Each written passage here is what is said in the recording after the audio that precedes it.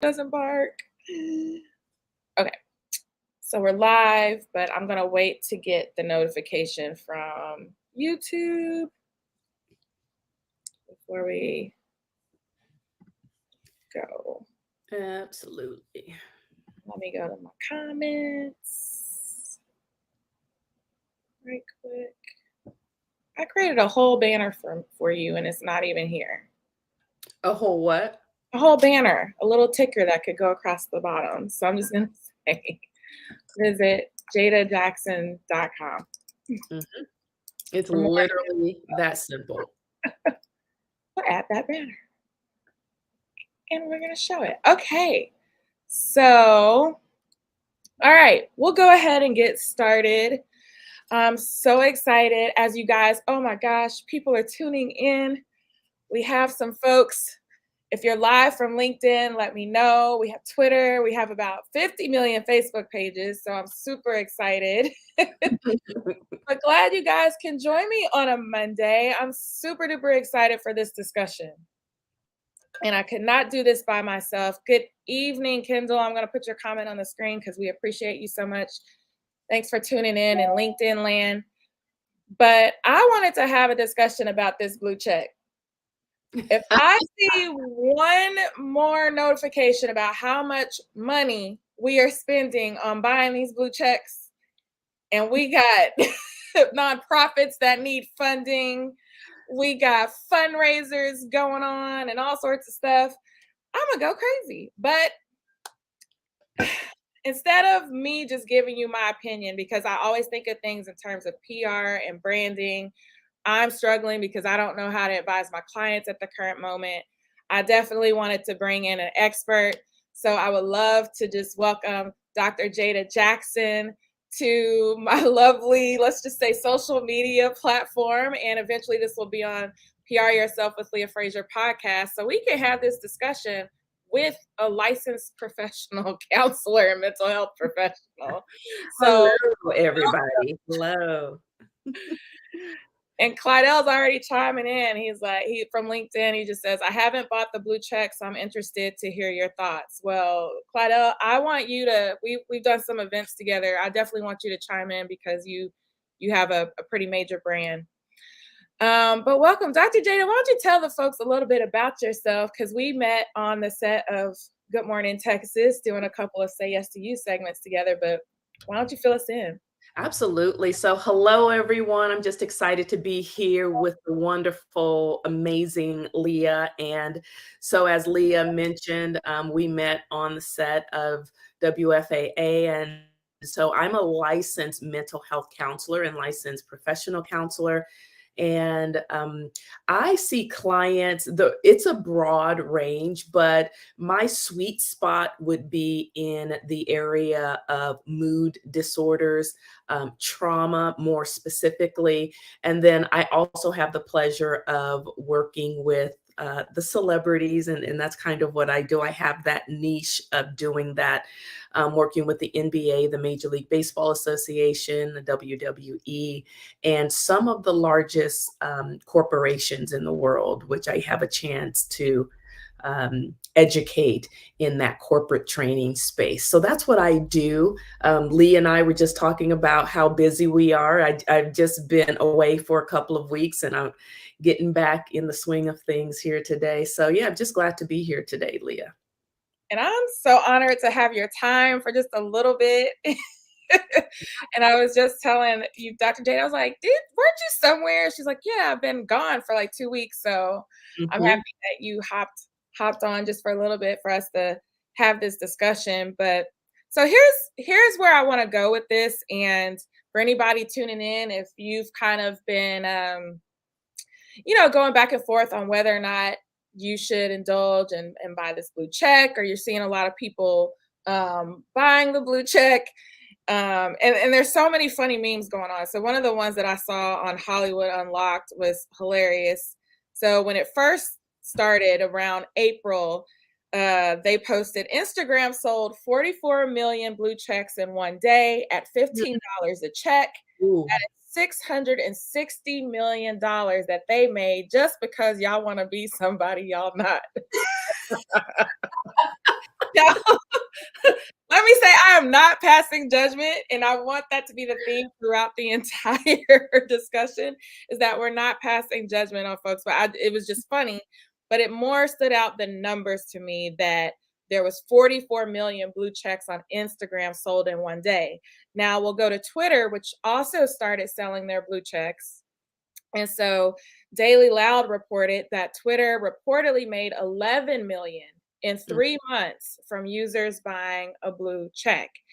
And there's been this back and forth discussion, even amongst celebrities, of do I buy it? Do I not buy it?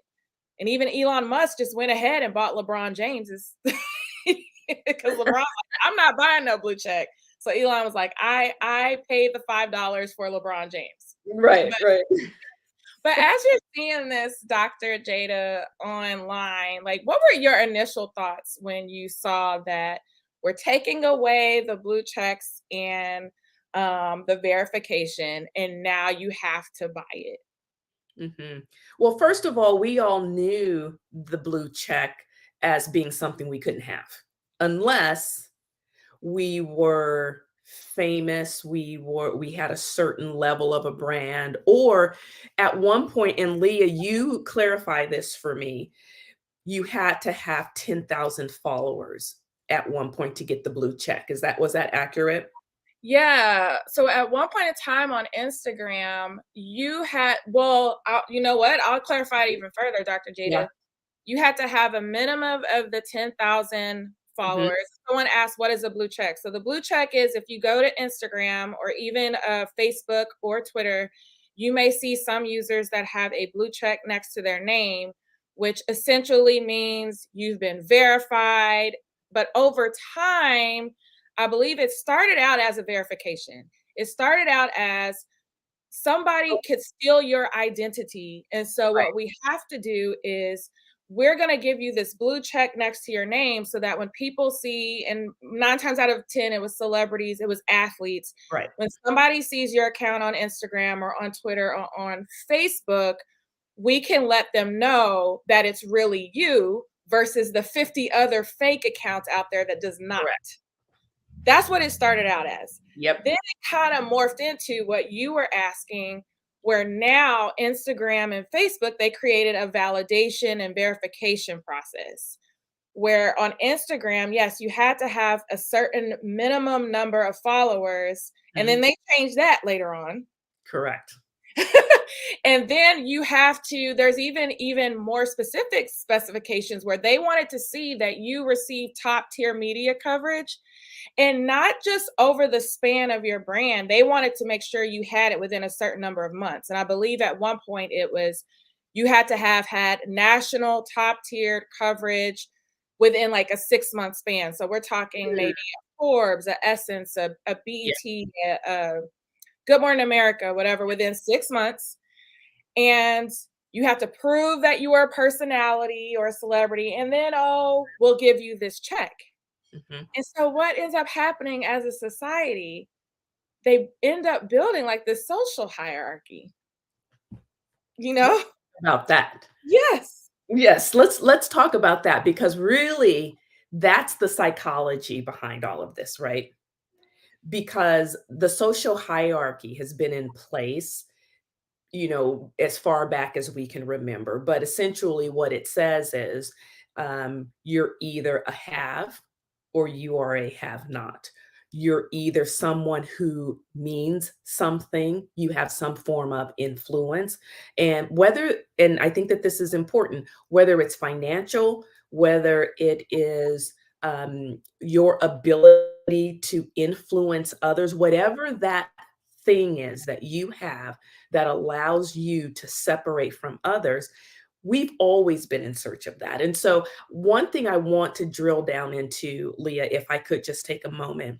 Please. Many years ago, during my doctoral research, one of the things that I studied was the acquisition of self concept. And so, what does that mean? That means the study of how people acquire self concept. But when we think about self concept, originally someone may say, well, what is that? Well, it is self-esteem because self-concept and self-esteem can be used interchangeably. However, self-concept is it's either our set of beliefs, our attitudes that we have about ourselves. It would include some of our personality traits. It would include our values. It may include our physical abilities, and to some degree, even our physical traits. Hint, hint, beauty, right? So when we look at how we can identify self concept, we have to look at 6 domains. And this is part of the research that I did. And those 6 domains are as follows. The first is academic. So we see the social construct in academia, right? Because if you go to Yale or Harvard, you are in a certain category. But if you go to the University of Phoenix, then you got your degree in some alternative from an alternative route. So that's the academia. Then we have affect. That's our emotional intelligence. How emotionally intelligent and mature are you to handle difficulties in life? Right. So that's a stage. The third one would be your competency. It's, do you feel you're competent enough to achieve certain things? And then there's our family, which would be our family of origin. And then we slide into our physical appearance. How do we feel about ourselves and how we look and how we show up in the world? And then finally, the sixth one would be social. Mm.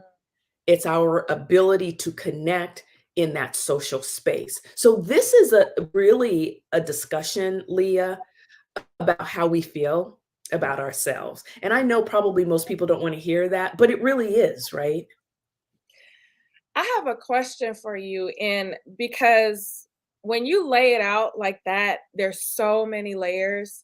But I also think about how after I've watched a million documentaries and myself just reading up on how a lot of the way these things are it's very divisive, right? And it's very intentional in how a lot of this is set up. Do you believe that originally when this blue check structure was implemented, do you believe that it's possible that it was done purposeful? Or do you believe maybe, okay, we started out with good intentions and then it took on a life of its own because of what you just explained with self-concept and identity Mhm. and the social component? Um, well, I heard someone say before, cash is king. I think it's all very much driven by how do we make the most money. And that, of course, at the core is who we are as a society for the most part, because we do thrive in capitalism. However, I do believe that there was a protection component to protect those who may have been the most vulnerable, meaning, you know, I don't consider myself a quote unquote celebrity. However, I have had people take my name and create accounts, and I've had to go and say, this isn't me. I promise this really isn't me. And they're, having to drive that point home. So I do think it started out as, okay, we want to protect people, especially the celebrities, because we want them to use our platform. And they became influencers without being paid as influencers, right? Just by nature of who they are. So could it have started off very innocent? Absolutely. But I believe somewhere, someone in a very high place said, oh, we just created division between people who have a blue check versus people who do not have a blue check, and cut to the core of one's negative self-concept and inability to see themselves as valuable independently of a blue check. Hmm. And Clydell was like, he believes that the scheme was there the whole time, that it was a setup to monetize. And I'll kind of weigh in on that as well. I think as you were talking about, it kind of got divided out. All of these social platforms are absolute geniuses at gathering data, statistics. So we always talk about in the class that I teach in consumer behavior that like a lot of these platforms are not social. They say they're social media platforms, but they're more like advertising machines first. They're all about gathering your data. How can we use and monetize your data? So I'm thinking as they saw that divisiveness, and this is just me, just my opinion, is that as they saw more people applying and kind of like you saying, acquiring, trying to, what do I have to do? What do I have to do? They were tallying that. There was some reporting that had to go on with that. And they knew the moment they opened that up for folks to buy into it, they knew they were going to make bank. And let's just be honest. Facebook is paying out a $725 million settlement right now. And y'all just helped them make all that money back. Right. Yeah, in one day, right? In one day. But when you see those numbers, Dr. Jada, for something like that to open up, so we talked about Twitter, I think was 11 million in 3 months. And then we had Instagram that opened up and they made an astronomical amount in one day. What does that trigger to you in your research, or what you were talking about as far as that social hierarchy and what you were discussing? Yeah, I really think that when we look at social comparison, there has to be something within us that recognizes that who we are, it just is. We are who we are. However, I do recognize the importance of branding. You're a brand, Leah. I am a brand. And the reality is, I didn't realize how much of a brand I was until I started speaking out and saying what it is I thought. And I went, oh, okay, so now we have influencers who are making legitimate money. And I like to call it life support. If you have to pay your bills and you need to, um, bring your business to scale your business to a level where it allows you to take care of your family and things like that. I totally agree. However, I would say as a therapist, primarily, I would ask, what is the reasoning behind wanting the blue check? Again, I'm not saying the blue check is bad, but what I am saying is that if the blue check is going to shift your income or your revenue for your business so dramatically that it is going to improve your quality of life, I'm all for that. However, if this is a self-concept issue, and when you were 13, you were always struggling with the haves and the have-nots, or you had poor self-concept, or in your family of origin, you were always told you were nothing and you never thought you were going to be something, and you're spending most of your time putting on the mask and putting on the face so that people think that you're something when really you're not, then that to me means that there needs to be a therapy session. There needs to be more deeper work that must be done. And so that's my opinion looking at it from both sides. So really just taking a deeper dive and asking why. I was having this conversation with a couple of friends of mine. We were just talking about like just spirituality and different things and how important it is just to ask why. Why do you do the things that you do, or why would you be attracted to something like this? Because for myself, when it arose, I was like, I'm not buying it. Because I mean, now at the end of the day, to your point, if somebody was trying to mock my brand and it was putting it at risk, then absolutely, I would do whatever it took to protect it. But as far as is Leah better, or will Leah get more followers because of the check? My thing is, you're gonna rock. I want the people that are gonna rock with me, whether I have the check or not. And I'm very, and I'm self-confident in what I do. However, where I do go back and forth with is in advising my clients as a publicist. Yeah.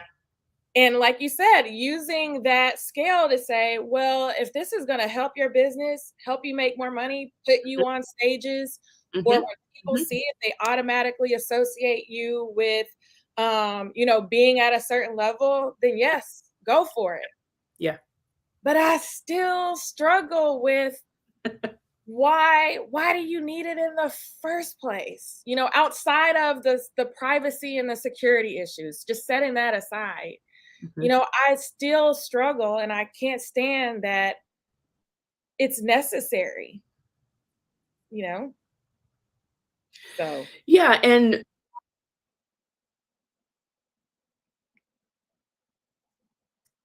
oh no. Let's see. I think you're frozen, Dr. Jada, or maybe I'm frozen. Let's see. can you hear me, Leah? Oh, yeah, I can hear you now. When I'm working with my clients, one of the things that I always ask is, what is your why? The reality is, and I'm a huge advocate for promoting healthy self-concept, not only promoting healthy self-concept, but being able to recognize that we have the power to choose. We may not be able to control everything, but what we can control is we can control the decisions and the choices that we make. We can control being able to reframe our negative thoughts. We can control our emotions as much as some of my clients are like, no, Dr. Jada, I can't control my emotions. I'm like, yes, you can. But it's all about how do we develop a healthy toolbox, I like to call it, of emotional management tools, the necessary questions we need to ask ourselves to make the healthy decisions. The reality is, some of us are just being led blindly to drink the water, and we're not really sure why. And my thing is, what is your why? Why does this serve you? Is it going to increase your quality of life? Is it going to allow you, like I'm in the process of scaling my business. I haven't seen how that is going to help me scale my business. I just had a valuation on my business, and nobody told me to go and get a blue check to ensure that my business was scalable. But the point that I'm trying to make is, you know, don't be led to drink the water if you're not 100% certain for why you're drinking it. Now, if you say, I did my research, I gathered the data, I looked at my business, and my business will profit X amount of dollars in the next 90 days, or I will increase my bottom line by, 3% if I have, then I get it. Who am I to tell you that the blue check won't work? But always go for asking your why. So, in your opinion, like where do you think we're headed? I feel like there's always some sort of dark road with social media, especially with mental health. And Mhm. it's like our kids are already struggling. I'm an adjunct at two universities, and the first thing that always comes to my mind in anything that I do with my students is their anxiety and their social anxiety on top of that. And like you said, their self-concept. Yeah. Where are you seeing us headed? Well, from a mental health perspective, I can just say that I've already seen it from the most, and I hate to say this sometimes, but some of my clients are extremely famous. And I don't mean like necessarily, I mean like really famous, like can't go places famous.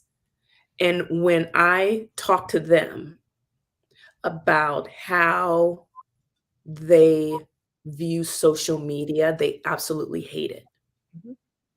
and it does not serve them. However, they feel they have to do it, and of course, because they feel that they have to do it because of their fans or because of their, um sometimes it's just some of the companies who support them, it's really difficult. So that's one component of it.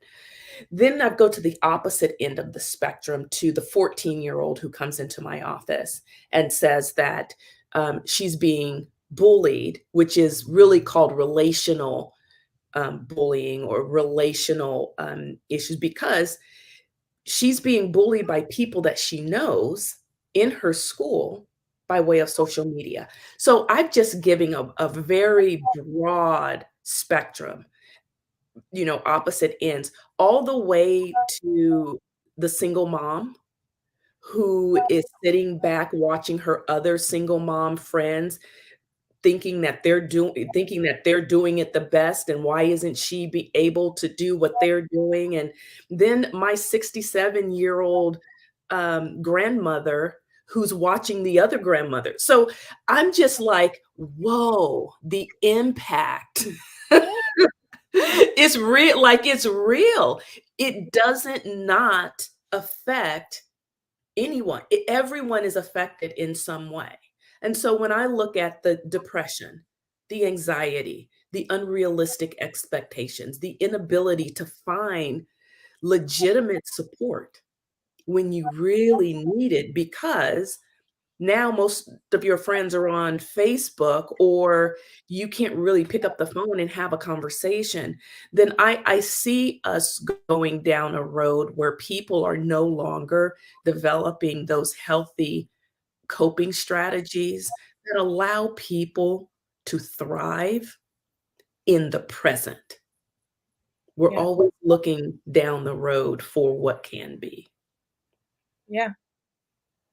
And I'll be honest with you, in my practice, mindfulness, and we talk a lot about this on Good Morning Texas as well, Yep. but that's one of the top things when I'm being brought in, whether it's for a corporation or whether it's for a conference. They don't care about any of the other types of meditation or any of the other types of wellness activities I could do. The ability to be present and not worry about your past or worry about the future, and to just find joy in the little things is Yeah.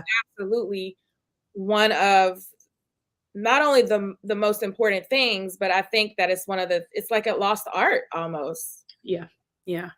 And, when you say that, Leah, that's one of the things that when I go in, they're like, "Can you do that thing that you did, when you came the other time?" And literally, it was a mindfulness exercise, because the reality is, how often do we really just stop and just sit in the moment, not think about the kids, not think about the spouse, not think about the agenda, not think about who's on social media, not thinking about, for me, the Warriors. I'm originally from San Francisco, the San Francisco Bay Area. So, the Warriors are winning now, but, we can get You caught slipped up. it in. What was that? Sorry, man. I know.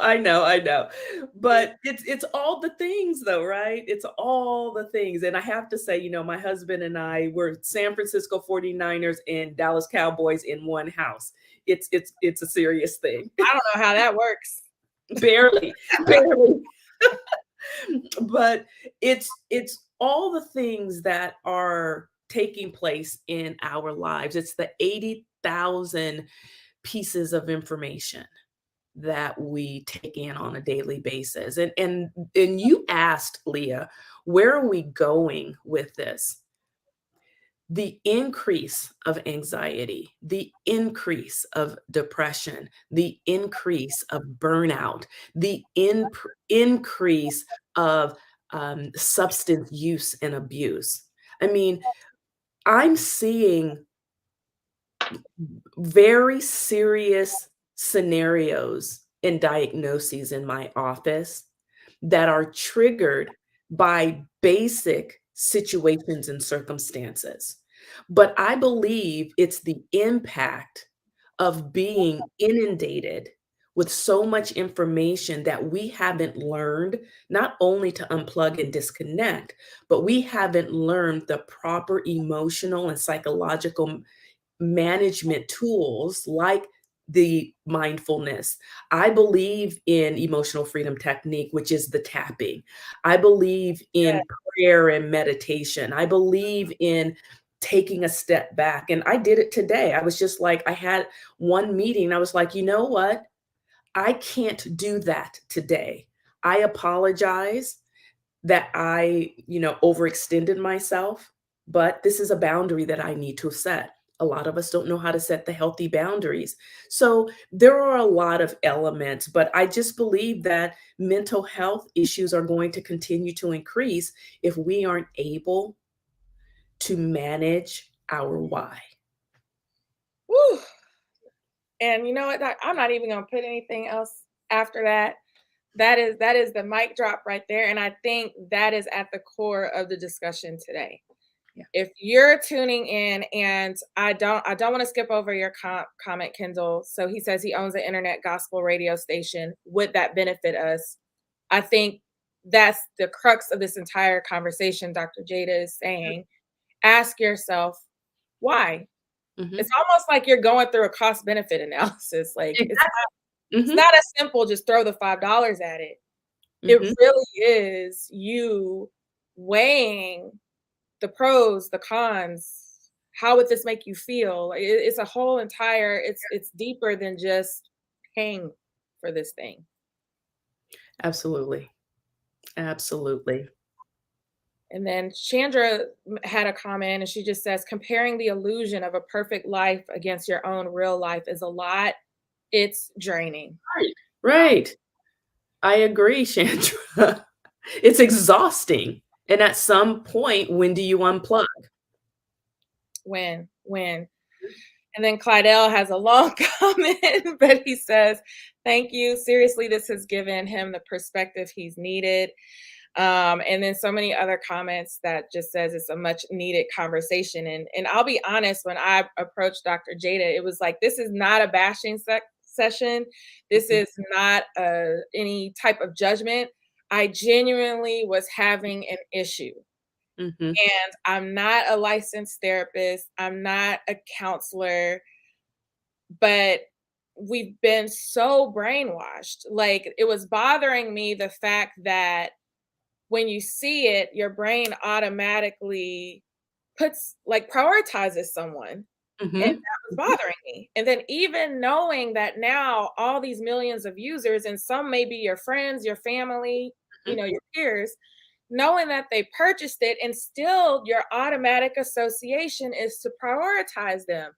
Mhm. That bothered me, to know that over the course of all this time, I have been socialized in this way. And I had to have this open discussion to say, as a PR professional where I advise my clients on creating a perception, this bothers me. Mhm.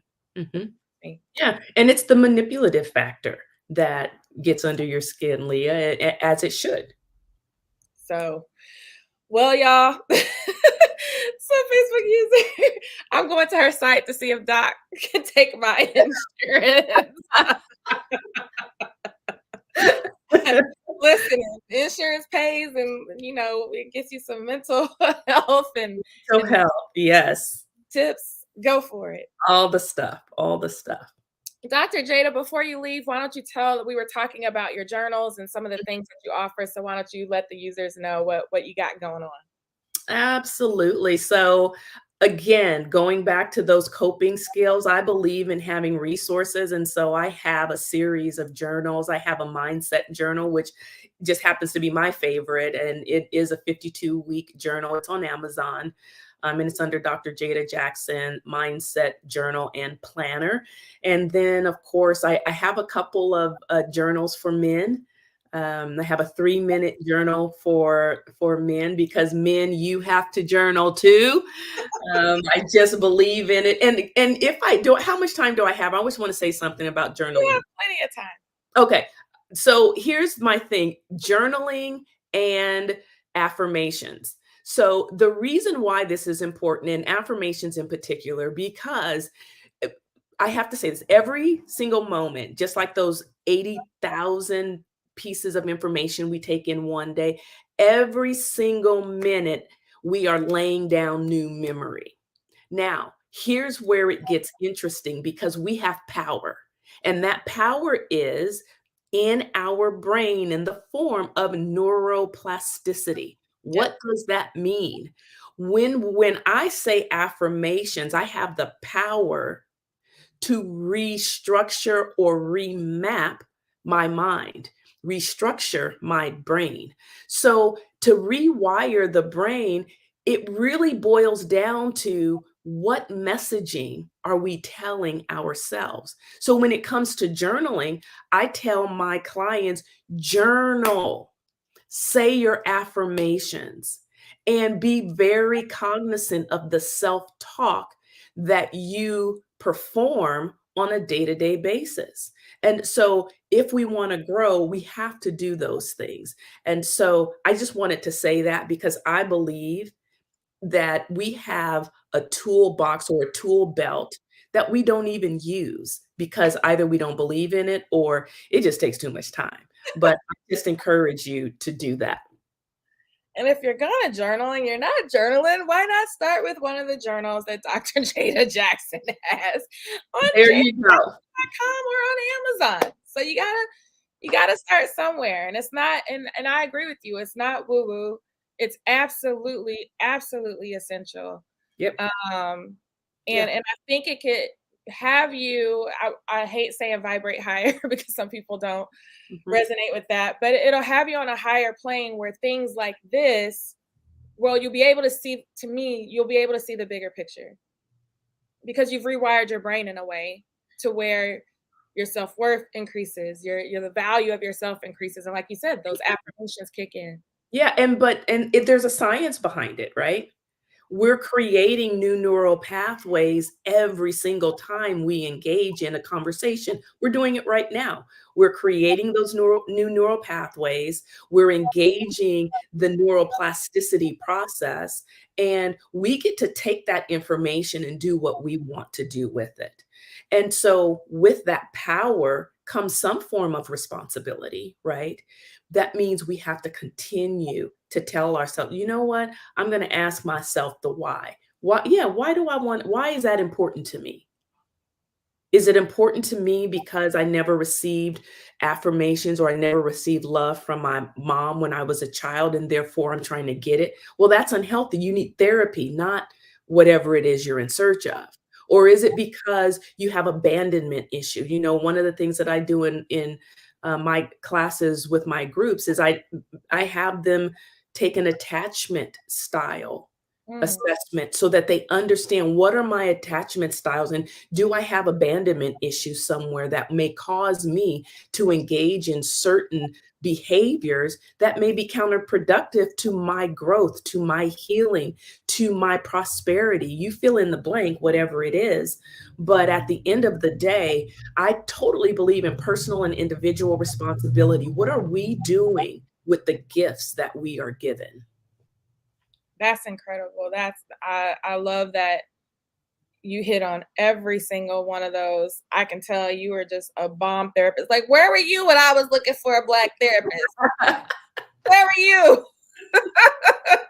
I don't know. I don't know, but My feed was like better help. And I was like, no, I need somebody live and in person and like in Dallas. Like, where are yeah, you? and I am in Dallas. So yes, if and here's the great thing. I have a whole team of therapists under me as well that I continue to teach and to train. And because again, being genuine, authentic, the pretense, I engage in the pretense, but I know I'm doing it, and it's that awareness. It's being very much cognizant of why we're doing what we're doing. If my clients can't tell me why they're doing something, I'm like, okay, so we're going to have a long session today. Why are you doing certain things? And that's the question. And I love that you've posed that, and I'm gonna definitely marinate on this. I think being in PR and dealing with publicity and dealing with public perceptions of brands and businesses and at from time to time pseudo celebrities, they're not major, but pseudo. It's something that I have to manage all the time. And I ask the client, like, well, why would you want that? Why is it hit or miss Mhm. if you don't get an essence? Why do you have to be on at the time when Black Enterprise had paper copies, but why do Mhm. you have to be on the cover of Black Enterprise? Like, why is that such a bad thing? Mhm. And then as publicists, we get it, Mhm. and it doesn't do what the client thinks it's gonna do, and then they mad at us. It's like, we got you the thing you were striving for Yeah.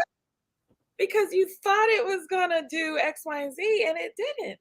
Mhm. And those are those unrealistic expectations that I was talking about earlier, because now we see other people doing certain things, and the appearance is that it appears that they're either blossoming or they're really where they're supposed to be. But the question is, what if they're not? What if it is just, oh, they were able to do this one thing, but not all of the other things that come along with it. You just never know. So Mhm. And Akila, one of my friends, said, Leah came with stats. I always come with some stats and some facts. And that's the next one I'm gonna find is the statistics of people out here fronting and flexing for the gram. There's gotta be some data statistics on that so that we can stop comparing ourselves to things that just aren't true. But exactly. with Yeah. that being said, please follow Dr. Jada Jackson. She's absolutely incredible. Follow her on Instagram. Go to jadajackson.com. Purchase her journals if you don't have one. And anything else before we close out?